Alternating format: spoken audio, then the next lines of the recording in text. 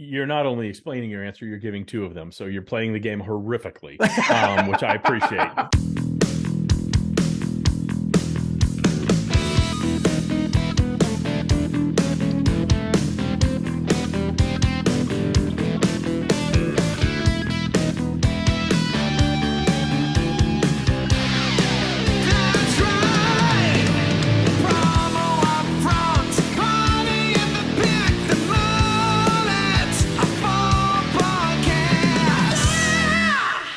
In touch with the ground, I'm on the hunt, I'm after you. I smell like a sound, I'm lost in a crowd, and I'm hungry like the wolf. As I start this fine broadcast, episode number 151 of the Promo UPFront podcast. A little double Duran for you this morning. I'm one of your hosts, Bill Petrie. With me, as always, let's call him the ombudsman of one-word identifiers, the one and only Kirby Hasseman. Kirby, how the hell are you? I'm doing well, man. I'm doing better now. I get serenaded by a little Duran Duran to start my day. I feel pretty solid right now. But things are really good. Business is good right now, and it's one of those where when I'm meeting with suppliers and everybody's like, yeah, everything's okay, but feeling a little flat, and we're up. I'm like, okay, how do I keep this momentum going? And so that's sort of like I'm almost doubling down on efforts right now. And, I get excited when that happens, buddy. So how about you? Absolutely. No. When things like that happen, you're talking to suppliers, but your business is doing well. I say stick your head in the sand and pretend nothing bad is ever going to happen. Always works out for me. No, I'm doing well. Memorial Day weekend, the traditional kickoff of summer. I always think the first 5 months of the year, I think, are rough. I think it's very tough to kind of get to this point, and I don't know why. I think maybe there's not a lot of holidays, there's not a lot of 3-day weekends, not a lot of things like that. So I love Memorial Day. First of all, I love what it stands for, obviously, was we honor the people who sacrificed everything so that we could live freely here in the United States. But also it's that traditional kickoff of summer, and I love that. And it got me to thinking, as things often do, Kirby. Our sponsor this week is PXP Solutions, and their owner and CEO, Bruce Jolish, who's a friend of ours. He wants to personally thank everyone for listening to this fine broadcast. And what he did, wanted to do something different this week. He actually just said, Bill, if you would, I'd like you to read something from me to the listeners. So Kirby, with your permission, I am going to read that. I love it. All right. Before you enjoy your Memorial Day weekend, I wanted to give you a few reasons why PXP Solutions in Dallas, Texas should be your go-to apparel decorator. We've had the vast majority of our clients stay for over a decade, and I love a stat like that. I think you do too. We always do what we say. We are a one-stop shop from design to fulfillment, which means we can source your blanks, decorate the design, and ship to either one address or over 2,000, all with one single purchase order. Who doesn't love that? Whether printing or embroidery, we can decorate using a variety of mediums, whether that's water-based, discharge, gel, high-density, glow-in-the-dark, UV. Okay, we get it. Puff. I mean, there's a million different ways they can do it. I think you get the idea. So, but most importantly, we have a tremendous group of people that not only excel at what they do so with care to the highest quality results. Kirby, I don't know about you. I think that's great stuff. I just love a personal message like that, especially in a very competitive space like decorating apparel. Yeah. And I think that one of the things that stands out is one of the last things that you said. It was like, it's so important that there is a level of care. I think that caring is one of the best marketing tools your organization can really have. And so I love that he talks about that. I love that he leads with that. So that's good stuff. Yeah. Kirby, as per usual, I couldn't agree more. So Bruce Jolis would love for you to call him, as he really wants to ensure that each of you is taken care of so that the expectations of you and your clients aren't just met, they're exceeded. So you can email him at bruce@pxpsolutions.com. Heck, you can even give him a call at 214-380-1883. I guarantee you won't be sorry you did. All right, Kirby. So we are at episode number 151. We only have 149 to go to episode 300. So we're on the downside of that. Joking aside, you have the promo again. One thing I was remiss to mention last week. I try to at every milestone podcast we do is thank you. And I Yeah. mean it from the bottom of my heart. I really always appreciate you taking the time out of your busy day to do this with Hmm. me. It's fun for me. I still think it's fun I hope Yeah, it's still fun for you. for sure. And I really do appreciate your generosity of giving your time and your talent and your partnership. So thank you for 150 episodes, and who knows how many more we'll do, but I do appreciate you. Wow, man, that's really nice. And boy, I totally agree. We've talked about this before, and I think we say it, and I think sometimes the people think that we're just making it up, but it really is one of the highlights of my week. Every week we get together, we yuck it up a little bit, and I always get off this podcast feeling better than when we started. So I appreciate you All right right. back, buddy. Awesome. All right. So you've got the upfront section Mm-hmm. this week. We are going to have a party in the back this week. So you might want to stick around for the end. We're going to have a little fun as we enter the Memorial Day weekend. So Kirby, you've got up front. What do you Yeah. got for us today? So yeah, I'll be honest with you. I was looking around the promo space, and there was nothing that was kind of yanking my chain. So I have this. I think this is appropriate. So Adobe injects AI into Photoshop. They just announced that artificial intelligence has come to Photoshop. Adobe, it is it's generative AI image service, which is Firefly, to the ubiquitous design program. Users will be able to alter pictures using text-based commands, adding or removing objects. Adobe says AI is going to be the co-pilot, not a substitute for human designers. But some observers think that this could lead to a surge in deep fakes. So, Bill, I ask you, Adobe adding AI into Photoshop, good, bad, inevitable? Inevitable. Yeah. They have to. Adobe is the mainstream service when it comes to graphic design, and so it was only a matter of time before they did this. I think I've shared with you, I use Midjourney. We talked about that, I think, a couple weeks ago. And so it's here. What I like about what Adobe's doing is they're integrating it into a platform that a lot of people use in Illustrator and Photoshop, so on and so forth. So that's cool. I think the other thing that because I read the same article, is that they are going to put watermarks on there that are going to be, I think, they're going to be hard to remove. Of course, you probably can if you want to. Using, Photoshop. Right. But it'll say, it was created completely by AI or was assisted by AI to hopefully combat what you just brought up, which is the deep fakes. It's something that we're going to have to really wrestle with as a society.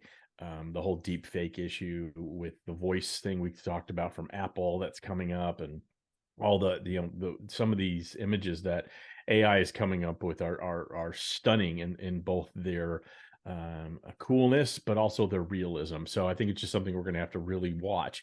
I like the approach Adobe's taking of saying, look, our view is that AI is the co-pilot. It's still thought. I do use AI. We've talked about this on the podcast. It is still very wonky, and it can help with things, but it can't really create things. It still takes, it's like a car. This is the way I look at AI right now. AI is like a car. A car can get me somewhere much faster than I ever could walking, but I'm still got to be the one to turn the key.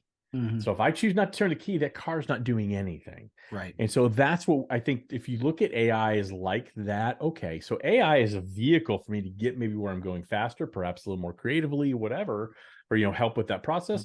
I think that's the way to look at it, and hopefully use it for good, not for nefarious purposes. I mean, I worry about the deep fake stuff with scams and things like that. That's really where I worry about it.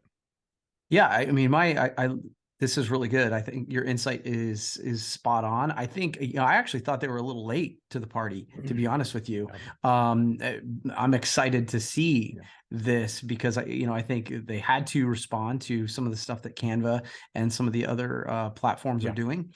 I do like the idea that for those who are well steeped in Adobe knowledge, they'll be able to utilize this and speed up the process. So I do think that's going to be good for anybody who's a designer, but also for folks who are looking to do really cool designs for branded merch. So I think this is going to be a really interesting sort of next season that we're entering into on this.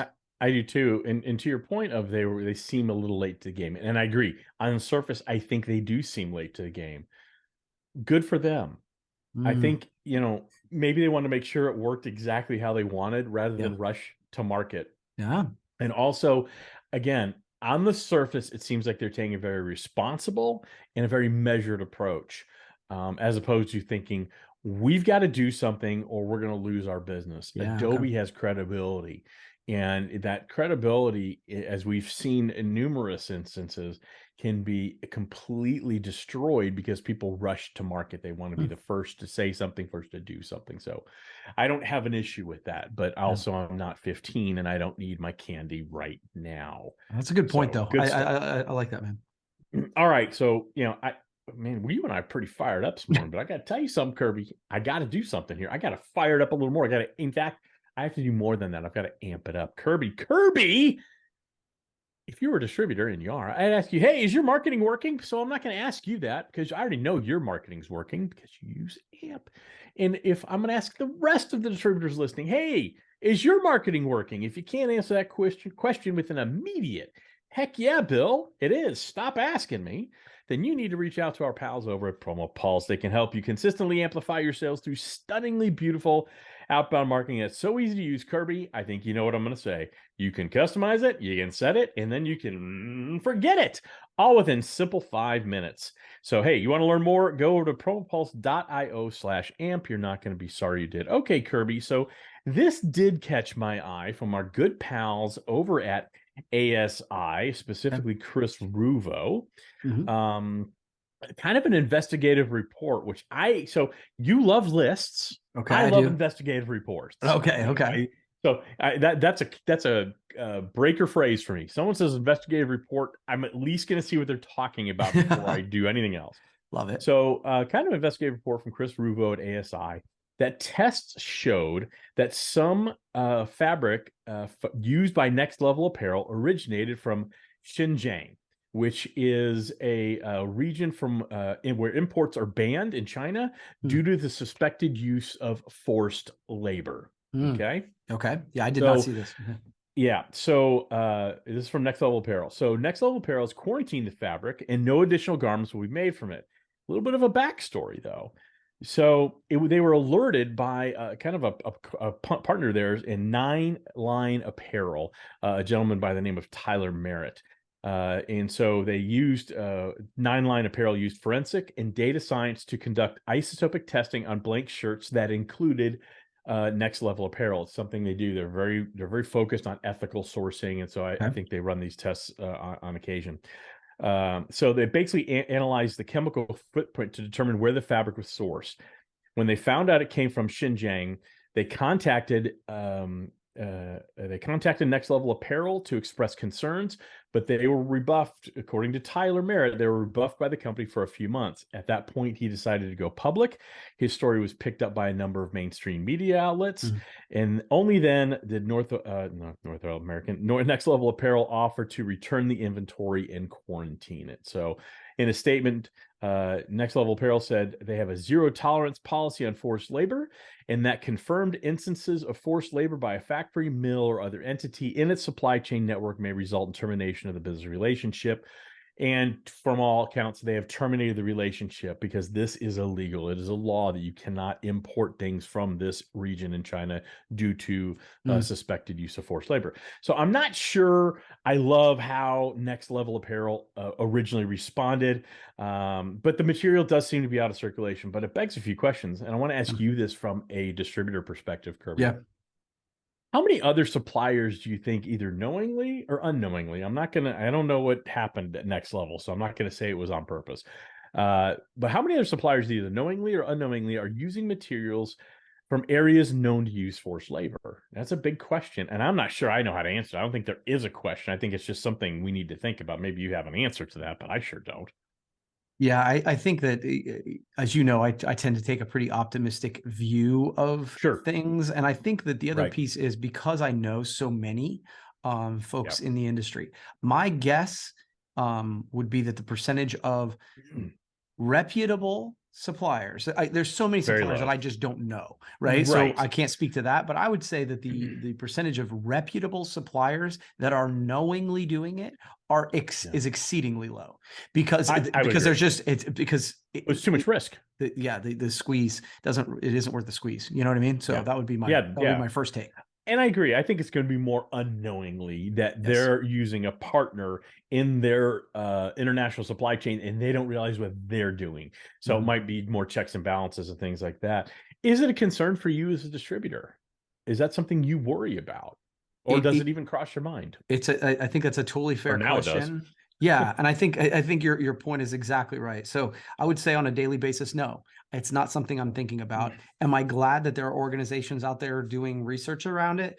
Yeah, very, because I don't want my name tarried about in, in a situation like this. So is it something I'm thinking about on a regular basis? No, probably, maybe I should be, but I love the idea that there is investigation around it, so that Yeah. these kind of things do get brought to light before before it becomes a major scandal. Right. And again, we weren't there. We don't know Yeah. when Next Level Yeah. Apparel responded to Tyler Merritt from Nine Line Apparel. Yeah. No one's pointing any fingers here. Who knows? There may have been miscommunications again. I Yeah. just love that this comes to light and we understand what's going on. And Next Level Apparel did do the right thing. But I think the bigger question is, how do we protect ourselves and our clients? We don't control that, a lot of Yeah. that. So, and go ahead. Maybe you have an answer. How do we protect ourselves? I do have one, but if you don't, if you do, I'd love to hear yours. Yeah, no, I think that, the way that I approach this is trying to partner with suppliers who are good at this sort of thing. It's one of, it's funny. There's still several great suppliers in the apparel space, but Sanmar has an incredible reputation around this sort of Yeah. thing. It's one of the reasons that I am comfortable partnering with certain Yeah. suppliers over others, is because I just trust them. And does that solve the problem? No, but does it put my mind at ease that I'm working with people who are at least intentionally trying to do it better? Yeah, it does a little bit. Well, and if it's something I think that's really important to you in your brand and your business and you're worried about it. I mean, if something like this happened, it may be hey, we didn't know, we're sorry, we're taking out of circulation, no harm, no foul, it's over and done with. If you have a brand that's built on we're ethical, we do this and this, it may Yeah. do irreparable harm to your brand. So I Yeah. think you need to look at your own brand, what does it stand for and all that. But if it's something that's concerning to you, I think you can ask suppliers for a detailed documentation of their supply chain. Mm. And that might mean even getting an affidavit that demonstrates that their partners have no connection to anything in Xinjiang from every identifiable manufacturer, if that's something you're worried about. And we talked Yeah. about it last week when Seven Sourcing was the sponsor of the podcast. Yeah. Partnering with people who really understand how to navigate those markets Yeah. overseas is critical, because you are, I always use this example. If you are working with a large insurance company and you get 200,000 teddy bears because that's what they give out to small kids during a disaster situation, like a hurricane or tornado, and you only find out later that those teddy bears contain flammable materials that are banned in the United States, you're out of business. I mean, Yeah. you will be out of business. So it's very important to make sure you work with suppliers you trust. Yep. That truly understand this. So I thought it was a very interesting thing. It was a really informative article. If anybody wants to see it, and it is behind a paywall, but if you go to Twitter and go to Chris Ruvo's Twitter account, he has a link to it that frees up the paywall. It's a really good read. Yeah. Cool. Well, that's great. I love it. All right, Kirby. Okay, so this might be a quick one. I just kind of wanted your take on this, and it actually might be informative for the 2 or 3 listeners. So both of them. Oh, yeah, wow. exactly. So I don't know if you've ever seen it, but there are studies that say that essentially when you are involved in a creative type of work, and really any type of work, that the space you work in matters. Right? That essentially, when you have a place where you're doing creative work, when you sit down at that place consistently, your brain kind of kicks into a moment that says, "Okay, this is where I do this." Right? And I will tell you, as you know, I've started the process of writing a new book, and I love my office here. I'm at a physical office downtown Coshocton, but then I have an office at my home, and so I started the process of writing this book at my house. Now I've given myself bandwidth here at the Hasseman marketing office where I've put it on the schedule. I'm going to work on it. And I am telling you, Bill, I can't Can't do write it. here. So yesterday I actually had the bandwidth and I was like, I'm going to sit down and write. And I did everything but that. Like I wandered Yeah. around the office, and so I ended up going home. I got home and immediately it turned on. I sat and wrote for another hour and it was like, it's when it occurred to Yeah. me that, oh yes, the space really matters. So I wanted to bring that up, but I wanted to kind of get your take. Do you have a Yeah. space where you go to for that? And do you think that is a real thing? And do you think that that's something that people need to focus on? So I'll do my best to answer your question. I Yeah. think what you experience is something you, Kirby Hasseman, needs. Yep. I do not, and maybe it's because I don't have the luxury of it. I have one Mhm. office. It's here, right here. Yep. So I don't, I do have to, of course, think about, okay, I'm doing this type of work now, Right. clerical, administrative, whatever, and now I'm going to do creative work. There is a flip that works there. I tend to do creative work in the morning, Mm. administrative work in the afternoon. So I segment it that way. Now I do think your space is important, that, whether you're doing whatever work you're doing, that it's Yeah. inspirational, Yeah. period, that it inspires you to do your best. Right. But you have the luxury of having two physical spaces to do that, Right. because you have an office in Coshocton downtown. I don't have that. I don't have that luxury. Right. So I don't think of it that way. What I do think of it is a mindset shift. So Right. I agree there's a mindset shift there. Now, as I was listening to you talk, though, I did have a little bit of a revelation. So Okay. I have two computer screens, like a lot of people have two monitors. I have this one that's right in front of me where I tend to do all my creative work. Hmm. And then I've got this one where my Outlook lives and all Mm. the administrative bullshit lives right over here. So I think there's something to that, but I think it's also very individualistic. What do you need to inspire the work that you do so it can be the best it can be? Yeah, and I think where this studies the things that I've read about this start is that so many people do, especially when working from home, is that they will, Yeah. oh, I'm just going to sit at the kitchen table Yeah.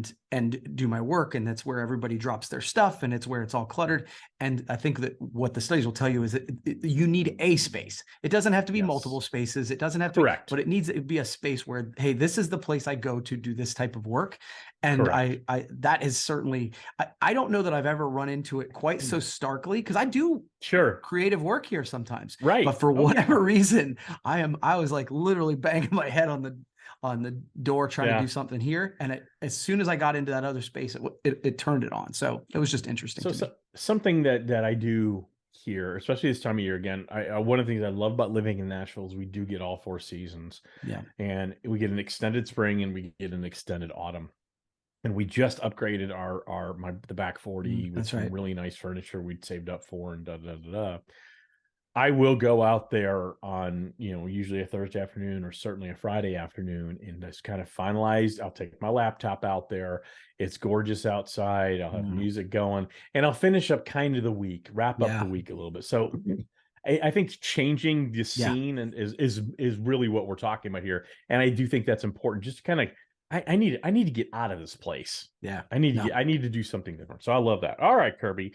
A great topic, by the way. I really Yeah. liked that That was one. fun. All right. So I was sitting yesterday in this non-creative space that's creative. And I started thinking, we haven't done a game in a while. Yeah. And so I came up with a game, and this is called What Comes to Mind. So Kirby, Okay.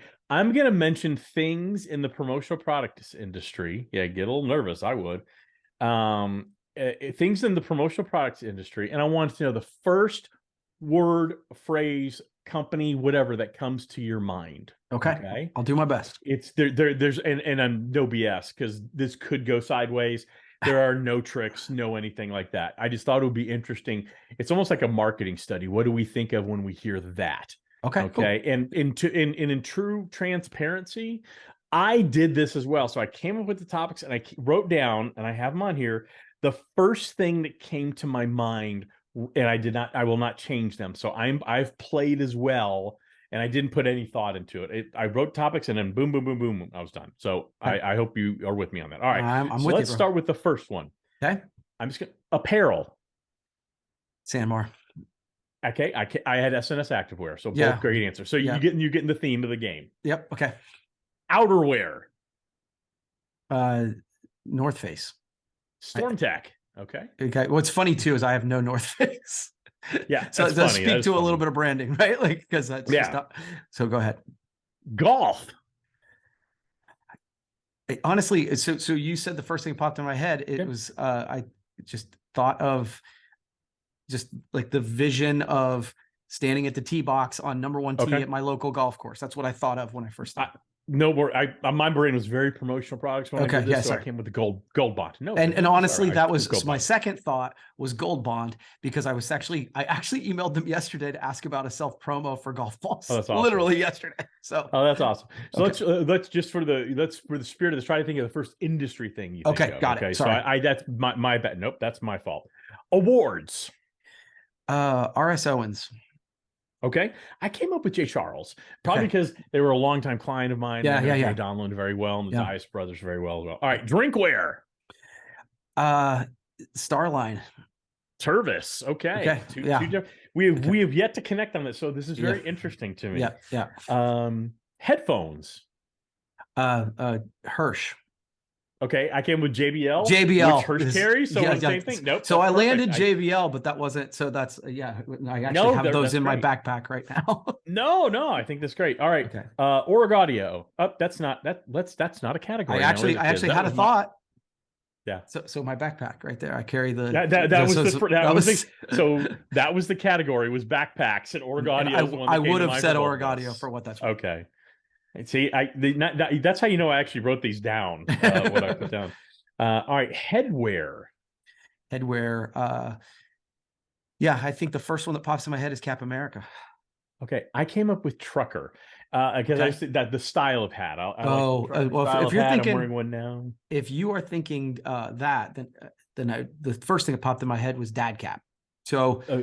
So that's the kind of style that I like him. I think those are all promo related. They're different styles of caps. Yep. All right. Badges. Oh, come on, man. Vault. Josh Robbins. The Browns. Who's that? Who's that? Yeah, Vault's the answer there. Vault's definitely the answer. When I think of badges, it's always Vault. All right. Yeah. Retail brands. The first thing that popped into my head is Callaway. So Nike would probably come second, but I'm wearing a Callaway shirt right now. There you go. That's just one of my favorites. I came up with Hirsch because they carry so many retail brands. Both great answers. All right, two more. Okay. PPAI. I think of the Expo and education, and I don't know if that's, but those are two answers, but they're synonymous. No, that's great. So when I think of the Expo, that is, I do more education in that little bit than I do probably the rest of the year in person. So that's what I think of. I thought of advocacy because I think that's actually the most important thing that PPAI does is advocating on behalf of the industry to government. So both great answers. Last one, ASI. I think of ESP. And I think that the secondary answer is all of the news. But in my, I've been around a little while. Okay. So I feel like the editorial, I'm justifying my answer a little bit, but I think they've really come a long way from their editorial team. And I think in a year or two, maybe that's the first thing, but ESP's been associated with for so long. That's what pops into my head. You're not only explaining your answer, you're giving two of them. So you're playing the game horrifically, which I appreciate. The first thing that came to my mind was research. I think that's something when I look at ASI, what they've done recently, a lot of really good research. Yeah. I know traditionally that's a lot of things PPAI has done, and I know that they continue to do a great job with that. Yeah. But I thought of research. So yeah, it's good. There you go. That's the end of the game. That's the end of the game. See, there were no gotchas. There was no tricks. Now I'm really going to keep you guessing every time we do a game. You'll never know. That was fun. We haven't done one of those in a while, and I actually did. I enjoyed that, buddy. That was fun. Well, and we took a break from it because it was a little peek behind the curtain. Yeah, a little peek behind the curtain. It was like everything else was easy, and the coming with the game was really getting cumbersome, and so we kind of just let it go. And we got some feedback from one of our listeners that you don't need to do that. Yeah. I miss it. So bringing it back once in a while, little bullet, little party in the back. think the Okay, term but you you were know, looking for was ass whip. yeah, that's the term. But I'll tell you what's not an ass whip, and that's working with our good pals over at PXP Solutions. That's right. Bruce Jolis, their owner and CEO, he really likes the fact he loves being associated with this podcast. I know he's told me that personally. I believe he's told you that as well. But I will tell you, he's got a dedicated team of really skilled, trained professionals that absolutely care about decorating apparel and doing it the right way the first time so that your target audience gets they just are overwhelmed and their expectations aren't met, they're exceeded. So if you want to have that type of experience, the single source PO, all the decorating methods, I could go on and on. Listen to the front of the podcast. You can hear all the platitudes about PXP Solutions. But you ought to email Bruce at bruce@pxpsolutions.com, or you can give him a call, 214-380-1883. All right, Kirby. Well, here we are. We're wrapping it up. Episode number 151. I wish you and yours a lovely Memorial Day weekend, and I look forward to chatting with you next week. Back at you, brother.